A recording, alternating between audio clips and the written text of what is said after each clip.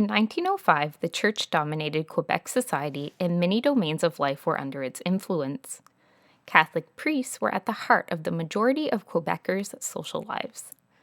The Church controlled the French and Catholic education systems, even if the majority of teachers were not directly affiliated with the Church. The Church community was also responsible for the hospitals that took care of patients, and it managed a large number of charities that helped widows, mothers, and orphans. The Church imposed its own workers' and women's associations to promote its views about the rights of workers and women. This often countered the feminist movement and the formation of workers' unions.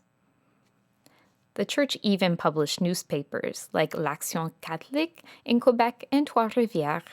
The efforts helped the Church ensure that its values were well circulated throughout Quebec society.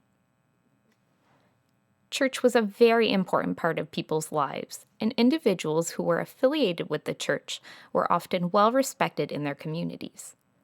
For this reason, many people decided to enter into a life of religion. In 1905, there were only a few career choices for young women of a modest upbringing.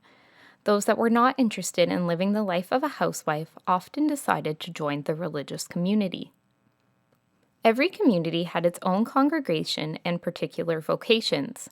For example, Les Sœurs d'Augustine took care of the sick, the charities that looked after the care for the poor, and nuns taught elementary and secondary school.